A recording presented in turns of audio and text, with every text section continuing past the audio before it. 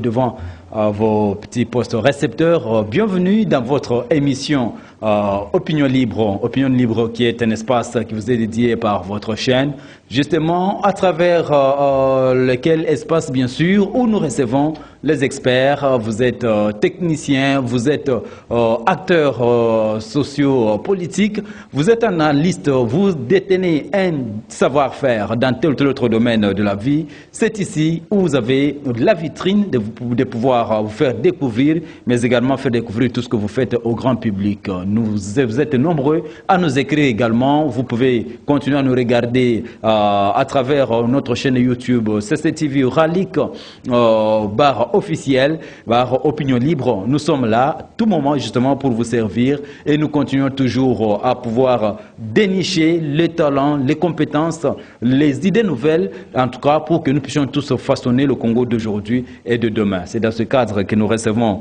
aujourd'hui pour vous, monsieur Robert Nkoumou, cofondateur de l'UDPS, mais il est également cadre de l'UDPS. Avec lui, nous allons parler en tout cas de 3 années passées au pouvoir, justement par le président Félix Antoine Tshisekedi Tshilombo, mais également l'UDPS qui est son parti politique et qui est en train de l'accompagner, accompagner sa vision, mais également accompagner ses actions. Jusqu'à aujourd'hui, quel bilan faire de 3 années du président Félix passé au pouvoir, mais également de l'UDPS en tant que, en tout cas, arme politique, machine politique qui l'accompagne. Nous allons également parler, vous le savez, ça continue encore à faire couler d'encre et de salive, le feuilleton Kabound. Dans quelques instants, bien sûr, vous le savez, en tout cas, la commission de discipline du parti est déjà en ordre, justement. Il va devoir soumettre la question de Kabound, justement, pour la traiter et comprendre. Nous sommes tous en train d'attendre quelles sont les résolutions qui seront retenues, justement, en faveur ou contre Jean-Marc Kabound, le président haï de l'UDPS, mais également premier vice-président de l'Assemblée nationale. Voilà au moins le sommaire de votre émission pour aujourd'hui. Monsieur Robert Nkoumou, je reviens à vous. Bonjour. Bonjour, monsieur le journaliste. Merci d'avoir accepté notre invitation. Merci de m'avoir invité pour la première fois dans votre émission. Aussi, participer dans ce beau cadre de votre chaîne pour la première fois. Oui. D'ailleurs, félicitations. Merci beaucoup. À vous-même, à votre patron, le chairman Bemba, oui, qui se bat tant bien que mal, puisqu'il a connu beaucoup de difficultés dans sa chaîne qui a eu incendie. Oui. Aujourd'hui, il se maintient. Merci beaucoup. Merci beaucoup, monsieur Robert Nkoumou. Dans l'ensemble, nous avons tous 30 minutes, justement. Vous avez 30 minutes pour convaincre notre public à travers plusieurs thématiques. La première des questions que je peux vous poser, c'est juste de dire, l'UDPS, votre parti politique, a eu à passer près de 37 ans dans l'opposition et vous êtes au pouvoir aujourd'hui, 3 années après. Quel sentiment qui vous caractérise? Merci, messieurs les journalistes. Vous savez, quand on prend un mandat, le mandat a 5 ans. C'est le programme de 5 ans qu'on doit faire le bilan. Si on est à mi-parcours, évidemment, on fait...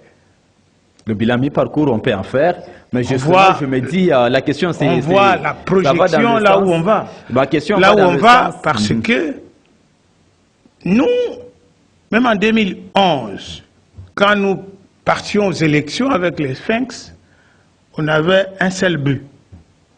On va gagner les élections présidentielles, mais nous en doutons pour la majorité parlementaire. Alors justement, j'étais en train de dire... Ici, le président Félix Fathi avait gagné les élections.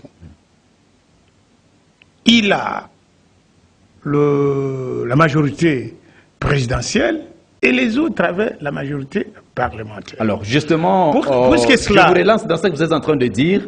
Je voudrais un peu demander, ma question allait dans le sens de savoir, UDPS, après un long moment de bataille, 3 années, vous êtes au pouvoir, quel sentiment qui vous caractérise en tant que parti politique? C'est la première des questions. La deuxième, c'est de savoir, après plusieurs moultes, je dirais, politiques, beaucoup de tumultes politiques, est-ce qu'avec entre le FCCCH et le président de la République, en tant qu'institution, mais aujourd'hui, 3 années après, le président Félix Tshisekedi s'est maintenu, est-ce que vous aviez vraiment l'impression que ça devrait être comme cela?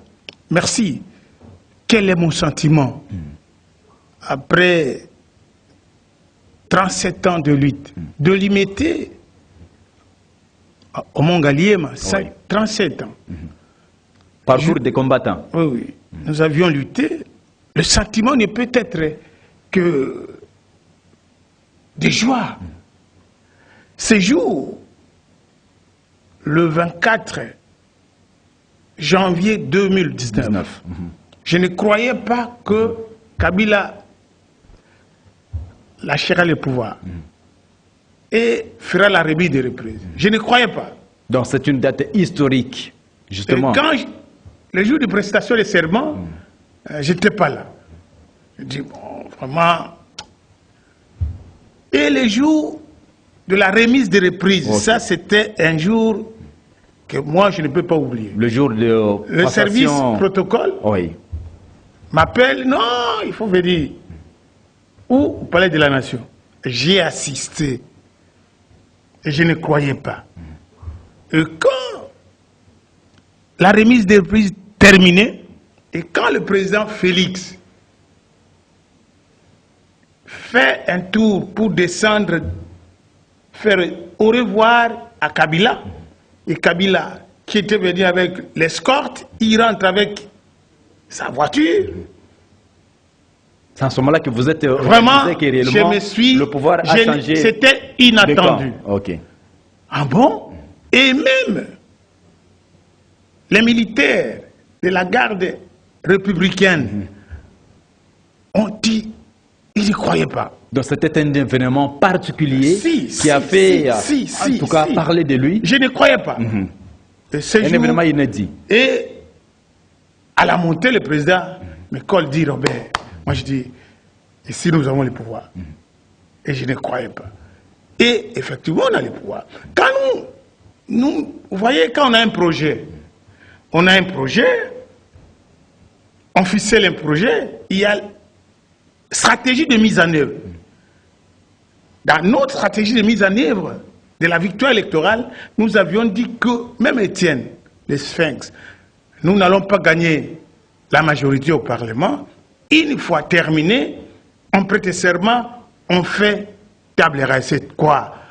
On va dissoudre le Parlement, envoyer tout le monde aux élections. C'est cette étude-là qui nous a pris 2 ans et personne ne croyait. Le président Félix, on l'a payé marionnette. Dans la ville ici. Est-ce que vous-même, en tant que cofondateur de l'UDPS... Je vous dis, stratégie de mise en œuvre. Ok. Le président, c'est un homme subtil qui encaisse des 10 mots.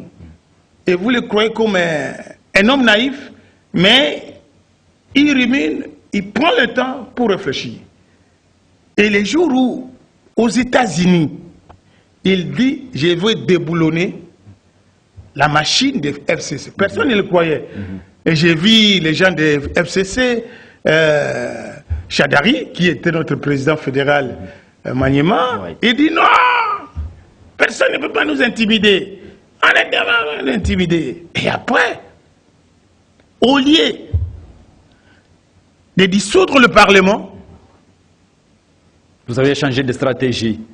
Le président a transformé la majorité. Et nulle part au monde. La majorité a eu à basculer. Il a requalifié la majorité. Oui. Même les politologues des sciences politiques, des experts en sciences politiques, n'y reviennent pas. Comment transformer une majorité sans élection? Puisque nous, avec les Sphinx, Et cette stratégie-là, M. Robert Nkoumou, oui, est partie d'où? De la présidence ou de l'UDPS comment ça s'est passé rapidement, justement? Oui, le président a réfléchi. Aux États-Unis, je vais requalifier la majorité. Je vais déboulonner. Il est venu avec ses experts. Ça, c'est une étude de lui-même. Parce que le président, à vrai dire, le parti ne l'accompagne pas. Lorsque le président de la République était en train de dire qu'il allait déboulonner le système kabiliste au pays, est-ce que vous-même, vous le voyez vraiment capable de pouvoir y arriver? Si, moi j'avais la conviction. J'avais la conviction puisque à chaque instant, on s'échange avec lui. Okay. À chaque instant, on s'échange avec lui. Et j'étais sûr, certain, les jours où il a levé l'option de faire partir Bamboun, personne ne croyait. Et les choses ont été réussies et la majorité a basculé. Ça, c'est la première victoire dans le bilan. Parce que nous avions la première stratégie, quand on a pris le pouvoir, quels sont nos atouts et quelles sont nos faiblesses. Sur le plan politique, l'UDPS c'est un grand parti mieux implanté, organisé, mais sans majorité parlementaire. Et sur le plan politique, que faut-il faire? Il faut requalifier la majorité. Sur le plan politique, nous avions réussi. Aujourd'hui, c'est une victoire et le président qui était considéré comme une marionnette, il a la majorité, il gère le pays. Ça, c'est une victoire inaliénable sur le plan de stratégie. Alors, deuxième élément. Là, ça, je donne le bilan. Je donne le bilan. J'entre dans le bilan. Vous entrez dans le bilan. Vous dites Félix Tshisekedi, venant au pouvoir, par moment, était qualifié par ses autres, supposons bien les contradicteurs politiques, comme étant de marionnettes, ainsi de suite. Mais au moins, l'homme a su asseoir son pouvoir. Et aujourd'hui, il est presque libre de pouvoir maintenant très bien diriger le pays, mener le jeu. Il devient le maître du jeu. D'après vous, sur le plan politique, c'est un acquis, c'est une victoire. Parce que maintenant, vous avez les mains libres de diriger le pays. Parce que jamais Kabila ne croyait pas qu'il sera à l'opposition. Maintenant, même la prophétie de Cohen, vous allez voir, Kabila sera oublié. Et aujourd'hui, Kabila, si les gens commencent à l'interpeller, donc les convocations, alors c'est qu'il n'a plus la même mise dans la gestion de l'État. Ça, c'est une première. Deuxième élément, dans notre faveur, la diplomatie. Nous avions trouvé un pays sans une diplomatie. Quand j'avais rencontré l'ancien ministre des Affaires étrangères, Madame Zenza, il me dit, Robert, j'ai sillonné, j'ai trouvé ici, il n'y a que des plancards, des ambassades vendues. Donc, l'image du pays n'était pas très bien vendue à travers ces ambassades, à travers le monde. Certainement. Pendant des années, 20 ans. Et vous vous rendez compte que maintenant, 3 années aujourd'hui, dans l'action du président, eh bien, la paix pour le moment. Le président a pris le bras le corps pour essayer à relever notre image, à corriger notre image dans l'échiquier national et international. Pourquoi? Même ici à Brazzaville, on nous disait, non, Bomanyoka, Bomazaïroa, Tikanyot, c'est qu'on était sans valeur. Ça, c'est le deuxième élément, la diplomatie. Qu'est-ce qu'il y a eu comme incidence? Qu'est-ce qu'il y a eu comme incidence? C'est vrai, vous dites déjà, l'image de la RDC à travers le monde est quand même réconsidérée. Elle est devenue maintenant presque positive. Alors, sur le plan, quelles sont alors l'incidence qui doit se faire sentir par rapport à ça? Qu'est-ce que les bénéfices? À la BAD, s'il vous plaît, les administrateurs de la BAD, depuis Moulumbalou Kozi, est parti à la BAD. Vous savez, Moulumbalou Kozi, il était nommé Premier ministre, Premier commissaire d'État par le maréchal en 88, je crois, 90, 91, à l'entrée de la démocratie. Hein? Depuis là, depuis que Mouloumba Loukoudia est parti à la BAD, nous avons un administrateur à la personne de notre frère de Bandundu qui était Olamouka, le professeur Matungulu. C'est un acquis.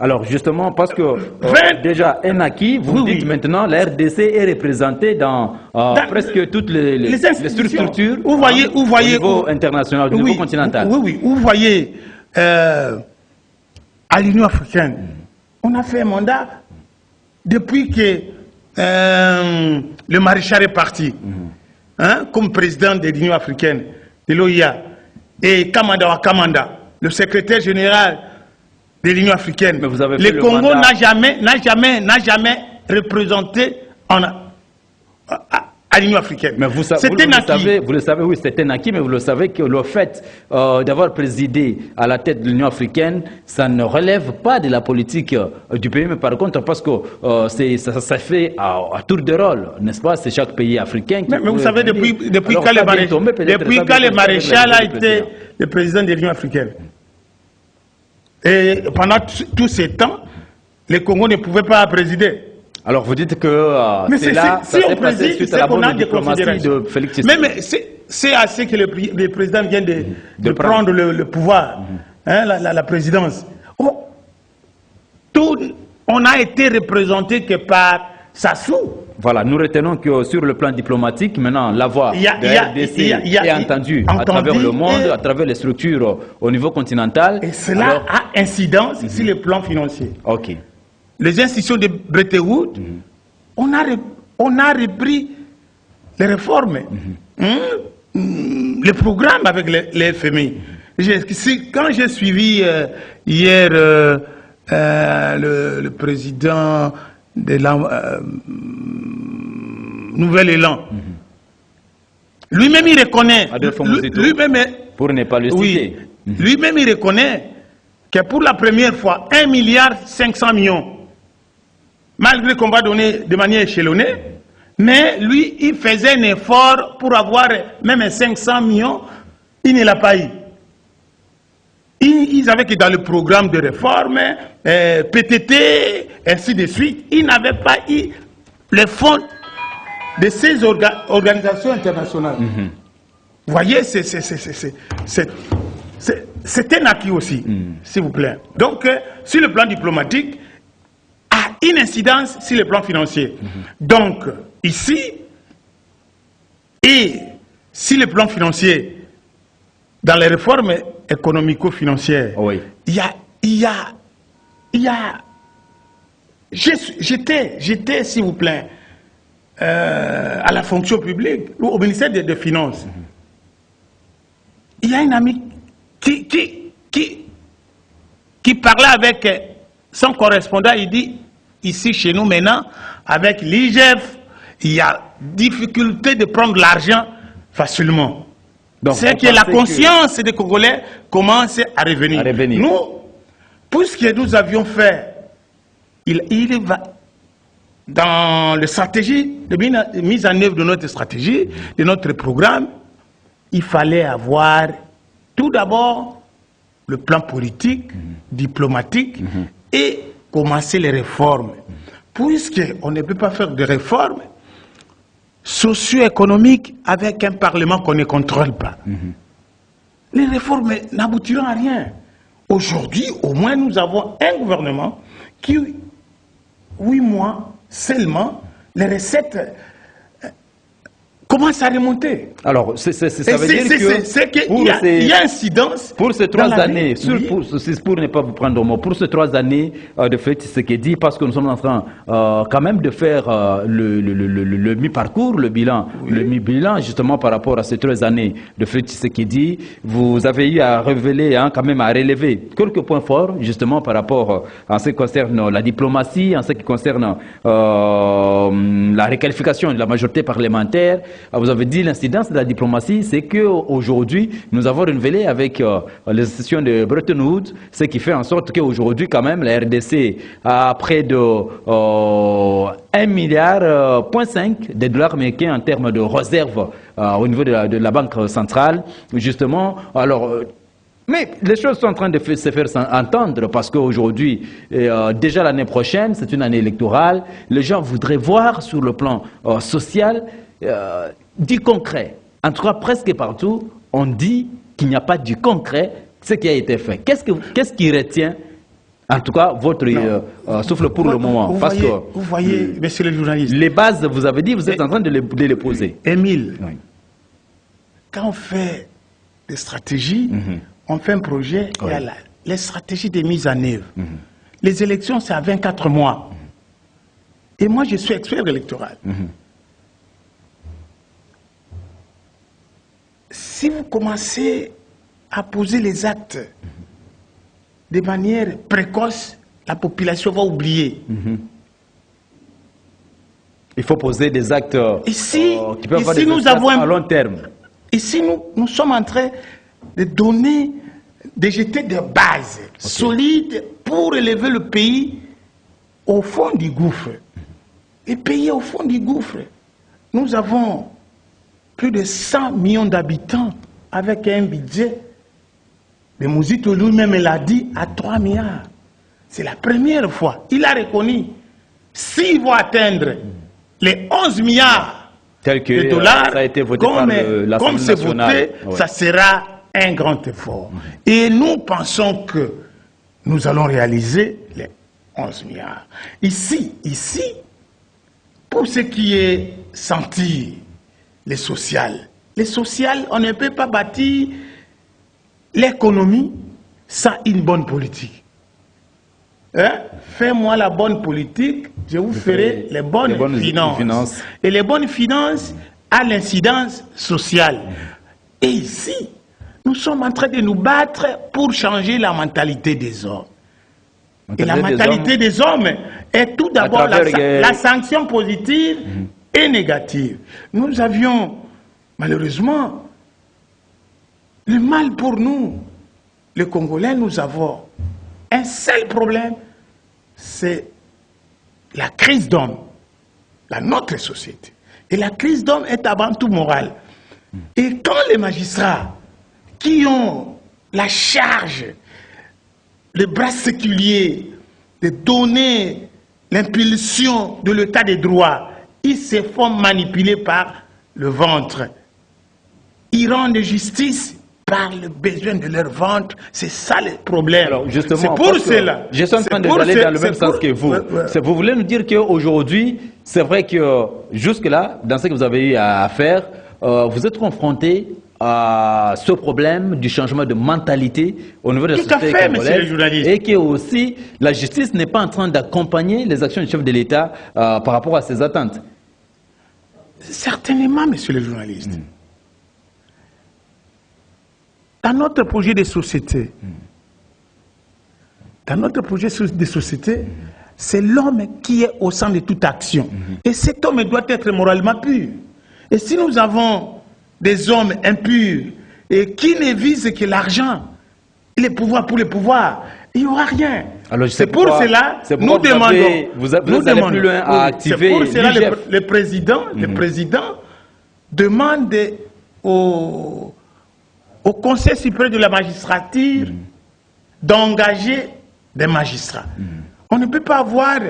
Nous avons 3000 magistrats à travers le pays, mais c'est insuffisant, alors que nous avons 145 territoires et près de 100 millions d'habitants, c'est très insignifiant. C'est insuffisant. Et nous devons avoir des magistrats pour rendre justice et la bonne justice et aussi les rémunérations. Et voilà les résultats.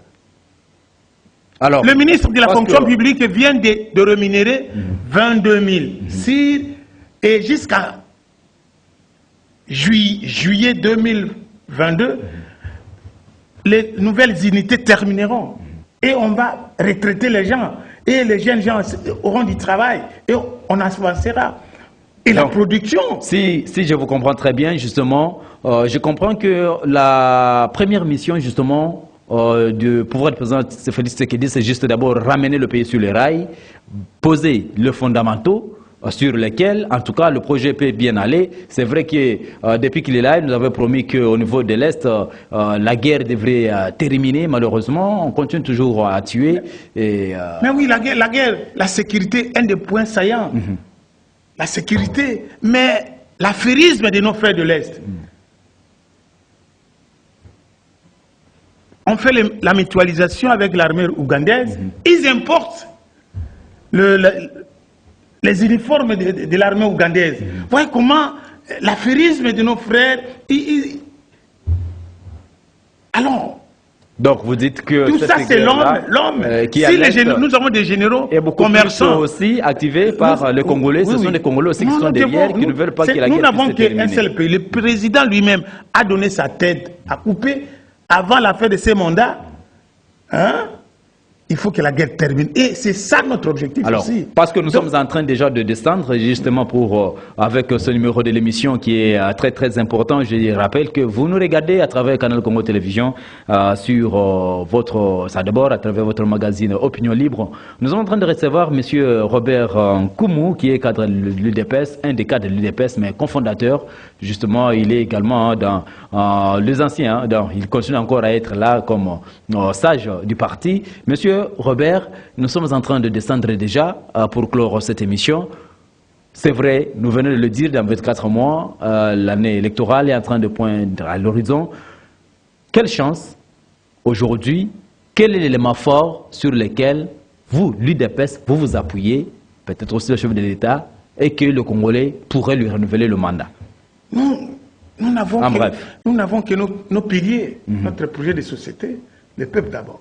Le peuple d'abord qui aujourd'hui est presque déscaralisé avec des détournements ça et là, que ce soit au niveau du gouvernement. Vous voyez, je l'ai dit tantôt, c'est un problème moral de l'homme.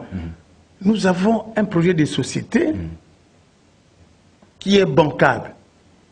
Et nous avons des piliers que le président de la République est en train de marcher avec. Nous avons 3 piliers dans notre projet de société. État de droit, la mise en place des institutions démocratiques et la pratique du fédéralisme. Les institutions démocratiques ne peuvent être possibles que la bonne tenue des élections libres et démocratiques. Merci. Pour avoir les dirigeants, en train de déterminer. Et aussi la mise en place du fédéralisme. Vous voyez, le président vient de lancer le programme de développement à la base local de avec 145 territoires. C'est ça. La toute dernière question, justement, êtes-vous d'accord pour le départ de Jean-Marc Kabounda à la tête du parti, oui ou non? On finit par là. Non, ça c'est... Je ne peux pas répondre de manière brute, oui ou non. Chacun assume la volonté de la base. À l'UDPS, c'est le triangle renversé, le pyramide renversée. C'est la base qui décide. Et pour l'honneur de Jean-Marc, il doit rendre tablier. Et comment? Comment? Puisque maintenant, j'attends la commission de discipline. La commission de discipline, les statuts corrigés sont une commission de la convention démocratique du parti. Et la convention démocratique du parti est en contradiction avec Jean-Marc Kabounda. La convention, ça ne peut pas être juge parti. Pour la solution de la crise au sein de l'UDPS, nous appelons tout le monde à l'organisation du conclave de l'unité et de la réconciliation, pour mettre tous les fils et filles de l'UDPS autour d'une même table pour résoudre les problèmes de la crise. Il y a des gens qui disent il y a le retour à l'égalité, la justice, le droit, des fois, ne rendent pas de bonnes choses, puisque nous avons des statuts dépassés. Nos statuts datent de 2013, quand on était à l'opposition. Maintenant que nous sommes au pouvoir, nous devons adapter nos statuts si la donne de gestion du pouvoir. Merci beaucoup, Monsieur Robert Nkoumou, d'avoir répondu à notre invitation, mais également merci pour votre esprit éclairé. On sent que nous avons un sage, en tout cas qui est des passionnés, mais qui réfléchit entre eux objectivement et qui émet, mais aussi de l'espoir pour que, en ce qui concerne le décollage de la RDC, c'est que nous voulons tous, parce que ce Congo est le nôtre et nous devons travailler pour que ce Congo puisse se développer. Nous disons merci à Dieu merci Kifo et Moron Zambé qui ont réalisé cette émission. Et nous disons également merci à Olivier Lungongo qui était derrière les caméras de CCTV. En tout cas, merci beaucoup pour votre travail. Nous vous disons également merci, vous, très chers téléspectateurs, de nous avoir regardé mais également suivi. Vous pouvez continuer encore à suivre cette émission à travers notre chaîne YouTube CCTV Ralik officiel, Opinion Libre. Vous allez nous retrouver, continuez toujours à nous écrire. Vous avez également le numéro de contact au bas de vos écrans. Si vous avez des idées nouvelles à pouvoir communiquer avec le reste du monde, avec le reste des Congolais,